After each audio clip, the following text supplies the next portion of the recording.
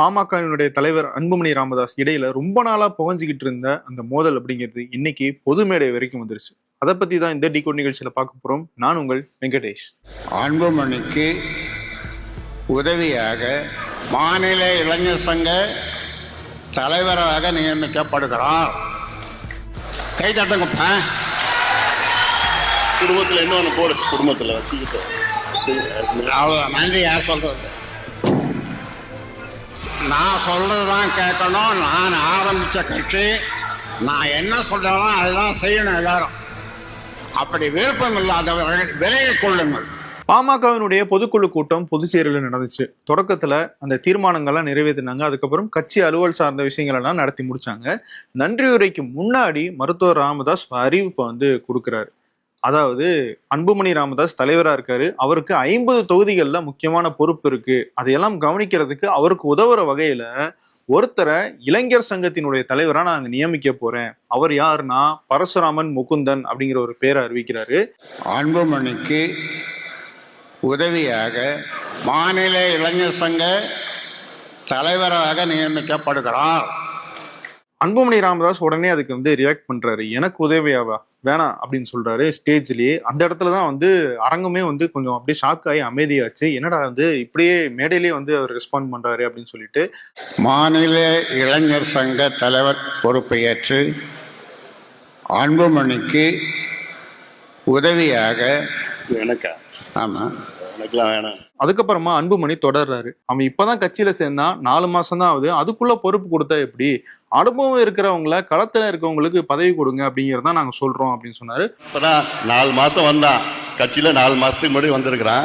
அவனுக்கு இளைஞர் சங்கம்னா என்ன அனுபவம் இருக்குது அவனுக்குலாம்? உடனே மருத்துவர் ராமதாஸ் குறுக்கிட்டு, இது நான் உருவாக்குன கட்சி, இங்க என் சொல் பேச்ச கேட்காதவங்க யாரா இருந்தாலும் கிளம்பி போயிட்டே இருக்கலாம், நான் சொல்றதுதான் இங்க நடக்கணும் அப்படின்னு சொல்லி மேடையிலேயே அவரும் சொல்ல அந்த இடத்துல உஷ்ணம் ரொம்பவே அதிகமாயிருச்சு.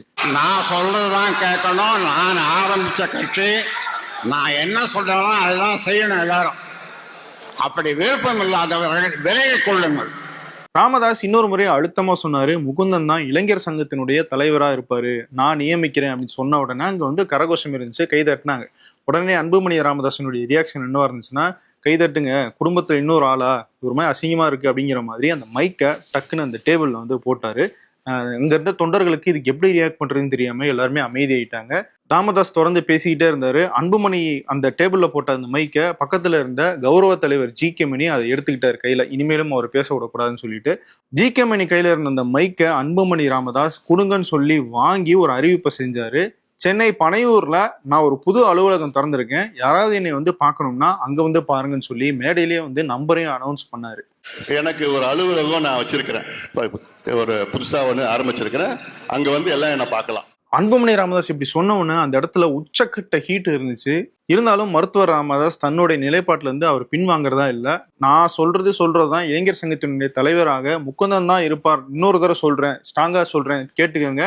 யாருக்காவது விருப்பம் இல்லை நான் சொல்றதில்ல அப்படின்னா நீங்க கிளம்பி போகலாம், அது யாராக இருந்தாலும் சரி அப்படின்னு சொல்லி திரும்பவும் அழுத்தமா சொன்னாரு.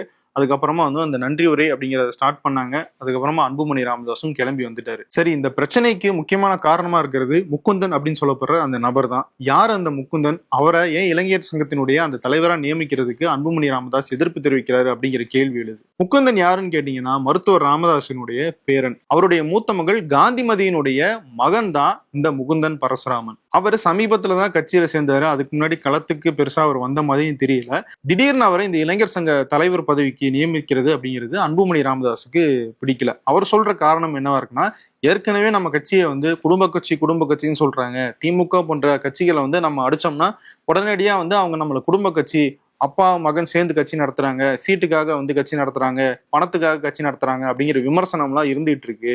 அப்படி இருக்கும்போது நம்ம குடும்பத்துல இருந்து இன்னொருத்தர் எடுத்துட்டு கட்சியில சேர்த்தா பரவாயில்ல, நேரடியா ஒரு பொறுப்பு கொடுத்தா எப்படி அப்படிங்கிறதுதான் அன்புமணி ராமதாசனுடைய கோபம்னு சொல்றாங்க.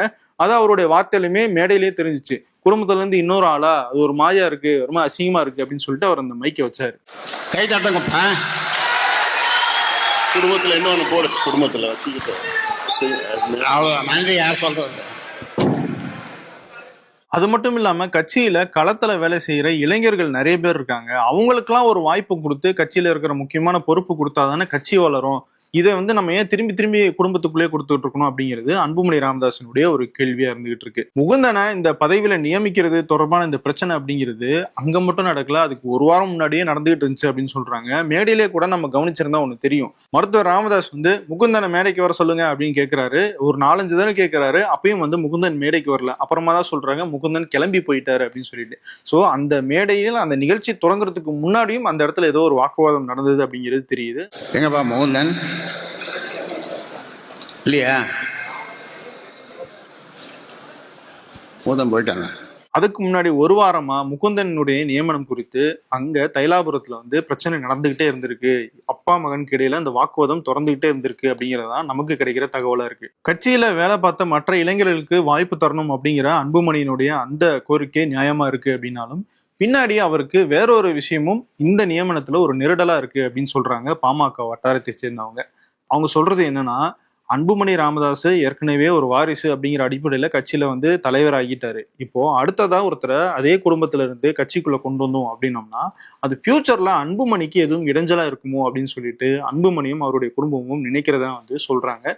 ஸோ அதனாலையும் இவரை வந்து இப்பவே வந்து தடுத்து நிறுத்தணும் அப்படிங்கிற மாதிரியான ஒரு எண்ணம் அவங்களுக்கு இருக்கு அப்படின்றது பாமக வட்டாரத்துல இருந்து நமக்கு சொல்ற தகவலா இருக்கு. பாமக தலைவர் அன்புமணி ராமதாஸுக்கும் மருத்துவர் ராமதாஸுக்கும் இடையிலான இந்த பிரச்சனை அப்படிங்கிறது இப்போ ஆரம்பிச்சது கிடையாது. இதுக்கு முன்னாடி பல்வேறு தருணங்கள்ல இந்த பிரச்சனை மோதல் இருந்துகிட்டே இருக்கு அப்படின்னு சொல்லி நம்ம செய்திகள் வந்து கசிஞ்சுக்கிட்டே இருந்திருக்கு. உதாரணத்துக்கு இதுக்கு முன்னாடி இளைஞர் சங்கத்தினுடைய தலைவராக வந்து ஜி.கே. மணியினுடைய மகன் ஜி.கே.எம். தமிழ்குமரனை வந்து நியமிச்சாரு மருத்துவர் ராமதாஸ். அதுக்கு அன்புமணி ராமதாஸ் அப்பவே எதிர்ப்பு தெரிவிச்சாரு.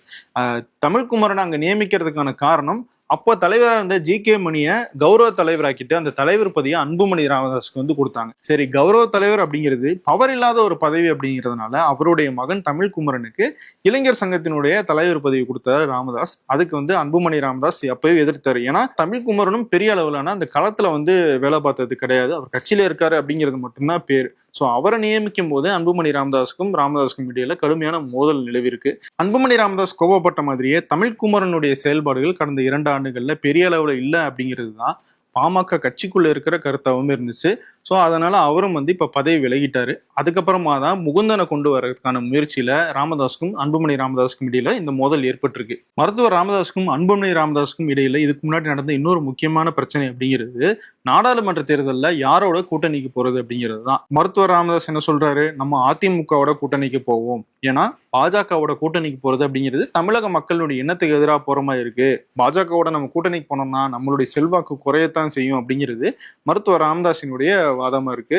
ஆனா அன்புமணி ராமதாஸ் என்ன சொன்னார்னா, இல்ல நம்ம பாஜகவோட போறதுதான் நல்லது, ஏன்னா பாஜக திரும்பி ஆட்சிக்கு வர மாதிரி தெரியுது, அவங்க வந்துட்டாங்கன்னா நம்ம அவங்களோட கூட்டணியில் இருக்கிறத வச்சு ஒரு அமைச்சர் பதவியை, மத்திய அமைச்சர் பதவியை வாங்கிடலாம் அப்படிங்கிறது அன்புமணி ராமதாஸ் போட்ட கணக்கு.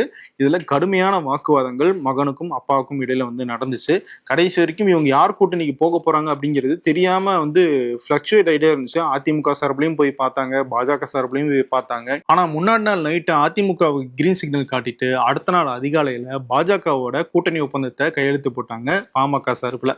அதுக்கப்புறமா அன்னைக்கு மோடி வந்தாரு. அப்படியே அந்த கையெழுத்து போட்ட கையோட அப்படியே மோடியினுடைய அந்த பிரச்சார மேடைக்கு போய் அப்பாவும் மகனும் உட்கார்ந்து இந்த பொதுக்கூட்டத்துல வந்து பங்கேற்றாங்க. ஸோ அப்ப இருந்து அன்புமணி ராமதாஸுக்கும் இடையில இருக்கிற அந்த பிரச்சனை அப்படிங்கிறது அடுத்த கட்டத்தை நோக்கி போய்கிட்டே இருந்துச்சு அப்படிங்கிறது தான் விவரம் தெரிஞ்சவங்க சொல்றாங்க. சரி, தேர்தல் முடிஞ்சிருச்சு. அதுக்கப்புறமா நிர்மலா சீதாராமன் ஒரு பட்ஜெட்டை வந்து தாக்கல் பண்றாங்க. அதுல தமிழ்நாட்டினுடைய பெயரும் தமிழ்நாட்டுக்கு பெரிய அளவிலான திட்டங்கள் இல்லை அப்படின்னு சொல்லிட்டு ஒரு விமர்சனம் வருது.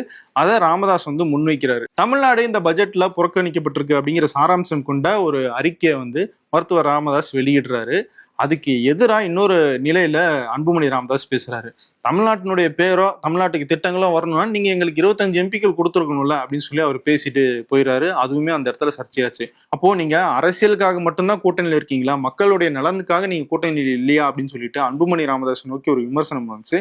இந்த விஷயத்திலுமே அப்பாவினுடைய நிலைப்பாடு ஒன்னா இருக்கு, மகனுடைய நிலைப்பாடு இன்னொன்னா இருக்கு அப்படின்னு சொல்லி அப்பவே பெரிய விமர்சனங்கள் எழுந்துச்சு. அது மட்டும் இல்ல, இவ்வளவு நடந்ததுக்கு பிறகு முகுந்தன் இளைஞர் சங்கத்தினுடைய தலைவராக அவர் பதவி ஏற்பாரா, அன்புமணி ராமதாஸ் நான் பனையூர்ல ஒரு அலுவலகம் போட்டிருக்கேன், அங்க வந்து பாருங்கன்னு சொல்றாரு. ஒருவேளை அவர் தனியா செயல்படுவாரா? இந்த பிரச்சனைகள்லாம் எப்போ முடிவுக்கு வரும்? அப்படிங்கிற மாதிரியான கேள்விகளுக்கு எல்லாம் நமக்கு போக போக தான் விடை தெரியும். ஸோ அதை பத்தி எல்லாம் தொடர்ந்து நம்ம நிகழ்ச்சியில பார்க்கலாம்.